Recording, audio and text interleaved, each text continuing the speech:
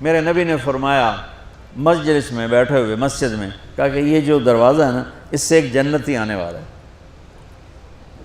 تو لوگوں نے دیکھا ایک مدینے کے مقامی آدمی ذرا بوڑھے، وہ مسجد میں اندر آئے، داڑھی میں وضو کا پانی، ہاتھ میں جوتا،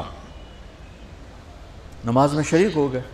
اگلے دن آپ کی محفل تھی تو آپ نے فرمایا یہ جو سامنے دروازہ ہے اس سے ایک جنتی آ رہا ہے۔ تو سیم وہی آدمی اسی حالت میں انٹر ہوئے۔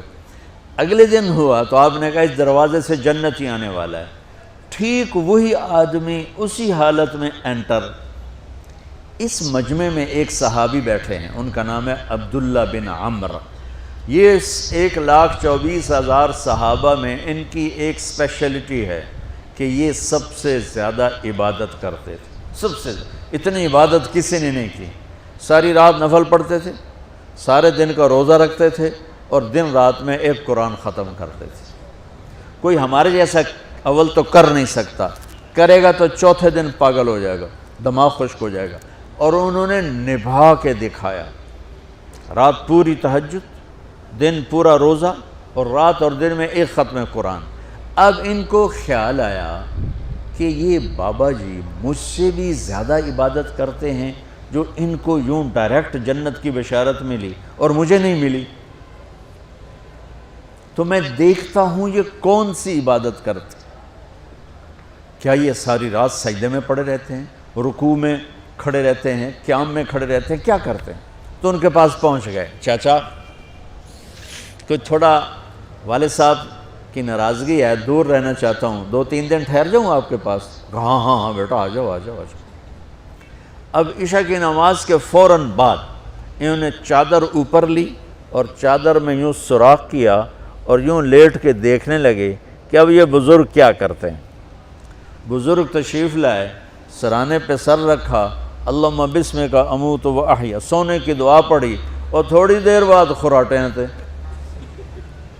وہ بڑے حیران ہوئے، بھئی میرا تو خیال ہے یہ ساری رات سجدہ کرے گا تو رو رو مسلح تر کر دے گا، یہ تو خراٹے ہی چون جاندے نہ ہو جا رہے ہیں۔ اب وہ دیکھ رہے ہیں ابھی اٹھے گا ابھی اٹھے گا ابھی اٹھے گا، پھر انہوں نے کپڑا اتار دیا، ابھی سویا ہوا ہے۔ وہ فجر کی اذان پہ اٹھے اور ان کا دماغ چکر کھا گیا، بھئی ایک ہی بڑی تہجد دے 2 نفل بھی نہیں تو جنت دی بشارت 3 دن کٹھی۔ انہوں نے کہا کل دیکھوں گا، کل شاید کچھ اور کریں گے۔ اگلے دن آئے، پھر اسی طرح یوں کر کے لیٹ گئے، اور بزرگوں نے بھی یوں کیا، اور بسمک اموت و احیا، اور پورا کمرہ خراٹے نال۔ وہ پھر پریشان، یہ کب اٹھے گا کب اٹھے گا؟ فجر کی اذان پہ اٹھے تو اور ان کی حیرت بڑھ گئی، کہنے والا سچا، اس کے بات کو تو چیلنج ہو نہیں سکتا، وہ محمد مصطفیٰ ہیں، لیکن یہ چکر کیا ہے، یہ جنت مل کیسے رہی ہے؟ چلو ایک رات اور صحیح۔ تیسری رات آئے، یہ یوں لیٹے وہ یوں لیٹے، یہ دیکھتے رہے وہ سوتے رہے، حتیٰ کہ فجر کی اذان پہ آنکھ کھلی تو یہ نا پھٹ پڑے، کہنے لگے چاچا بات بتاؤں؟ کہنے کیا ہے؟ کہ میری کوئی جھگڑا نہیں تھا ابا سے، میں نے 3 دن مسلسل تیرے بارے میں سنا جنتی آ رہا، 3 دن تجھے اللہ کے نبی نے بشارت دی، جنتی ہے جنتی ہے جنتی ہے، لیکن میں اس بات پہ حیران ہوں تو ساری رات سوتا رہتا۔ اس زمانے میں منافق بھی تہجد نہیں چھوڑتے تھے، فرض نماز تو فرض نماز ہے، منافق بھی تہجد نہیں چھوڑتے تھے۔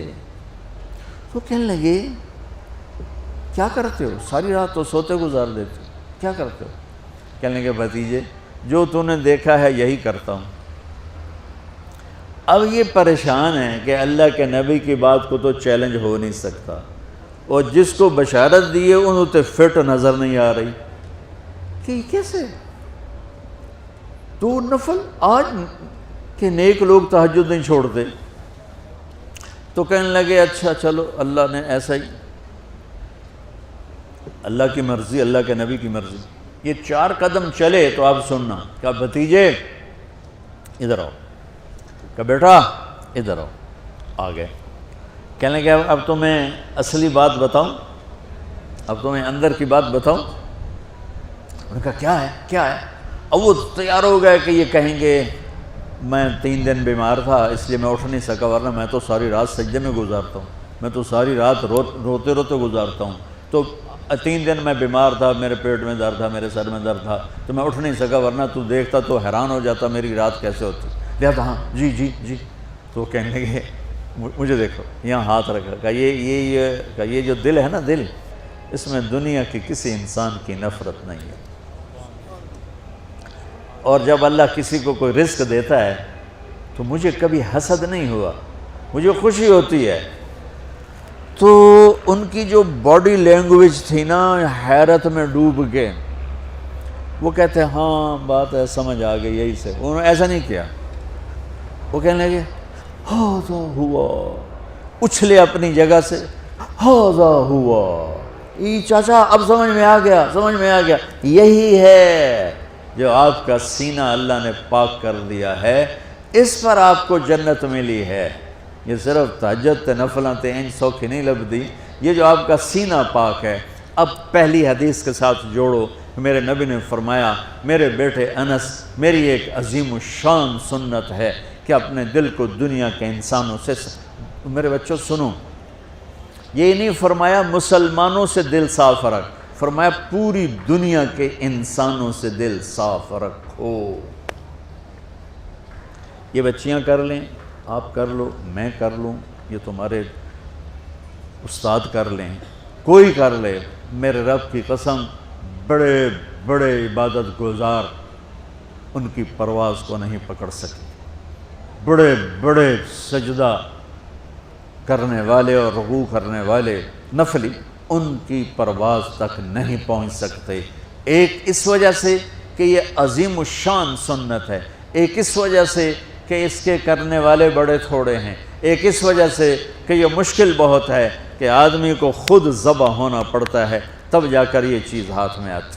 ایسے نہیں ہے کہ تہجد کے لیے نیند قربان کر دی، ہم جماعت میں گئے 40 دن کے لیے تھوڑا روکھا سوکھا کھا لیا اور گھر کی جدائی برداشت کر لی، یہ پل پل کی موت ہے، پل پل کی عزت نفس پہ چھریاں ہیں، اور پھر یہ مسکرا کے چلتا ہے، یہ مقام اسے جبریل سے بھی اوپر لے جاتا ہے۔